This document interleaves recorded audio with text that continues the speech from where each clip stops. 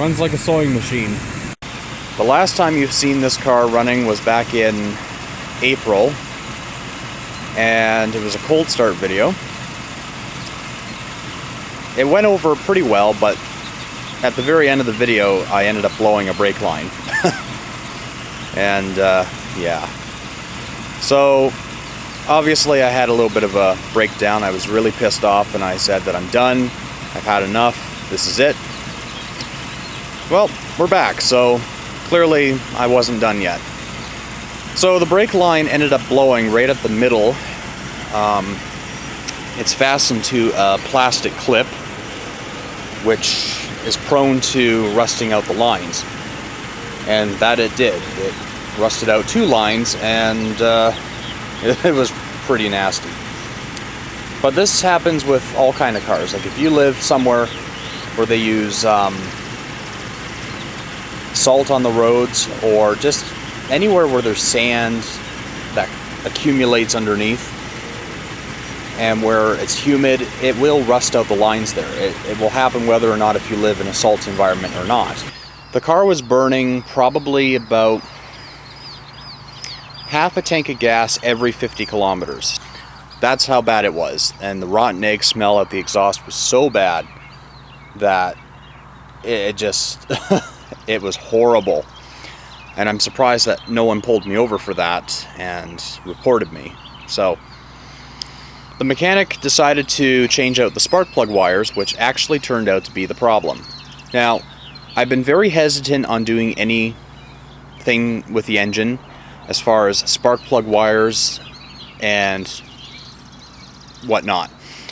I did do the spark plugs last year, and that didn't do a damn thing. In fact, it seemed to have made it worse. That's why I didn't do the spark plug wires as well, because I knew it was going to be expensive. To do the spark plug wires on the driver's side alone was about $500 and some odd dollars just to do that side. And the driver's side had a problem with cylinder number 7. It was the spark plug wire was shorted out and was just not producing any spark at all. Now the engine runs like butter. It's just totally fine.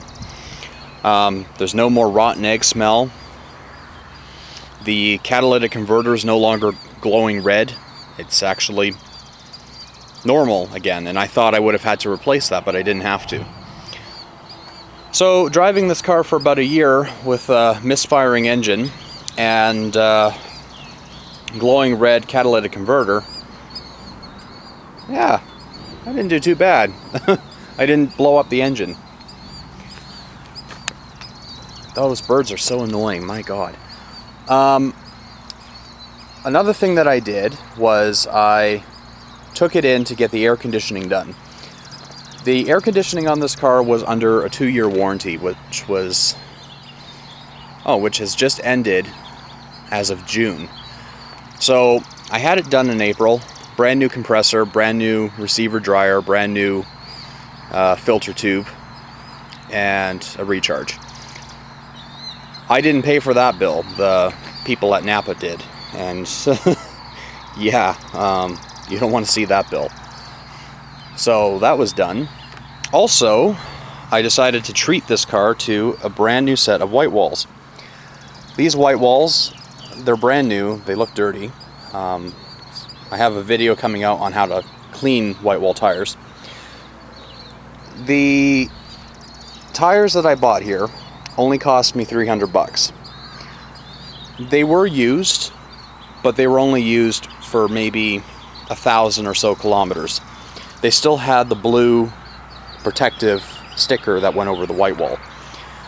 The guy that I bought them off of had like a kit car. It was a kit that he had built, and he put these thin white wall tires on it, and he didn't like the look of them. He wanted the fatter ones. So I really scored on that one. And there's something stuck in the tire. I sure hope it's not a nail.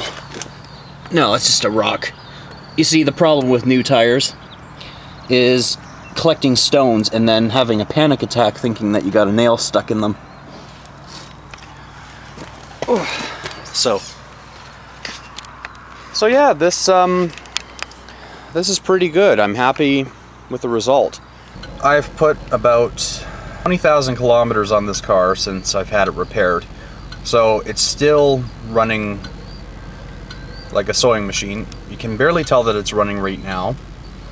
I am going to get the passenger side spark plug wires done at some point. Right now they're not causing an issue, so I'm not going to just dump the money into that right away.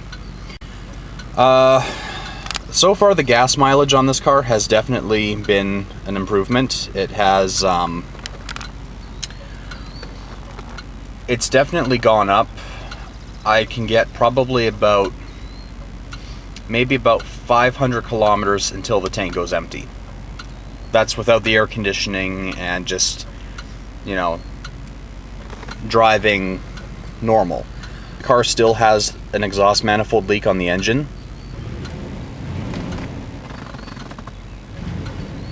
You can hear that ticking sound. Hold on.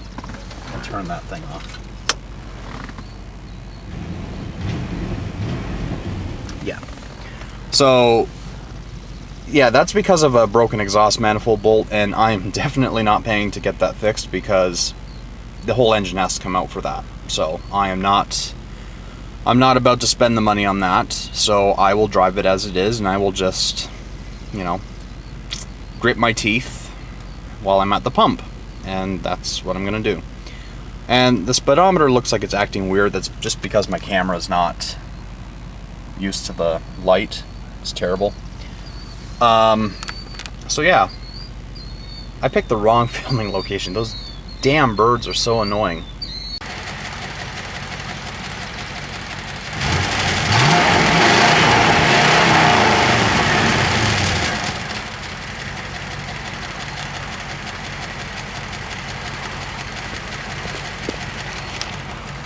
Now isn't that a major improvement?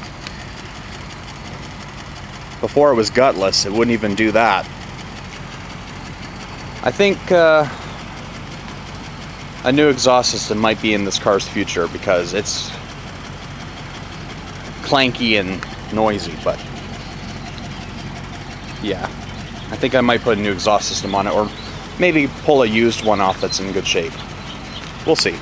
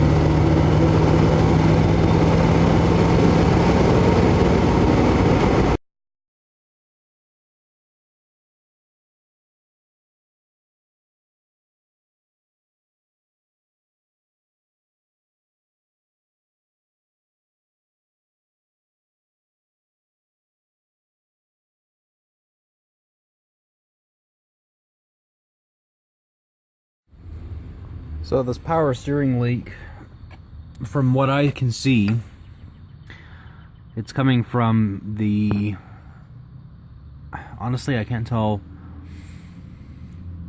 I think it's the low pressure line. You can tell those lines are pretty rusty. Oh my god. Yep. Power steering lines look horrible. So, but the power steering gearbox itself doesn't look any better. It actually looks horrible. It's pretty scabby.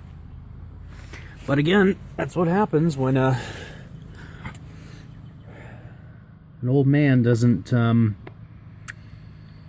take the car and get it oil coated. Look at all that. Yeah, it's really wet under here. It's just been pissing out.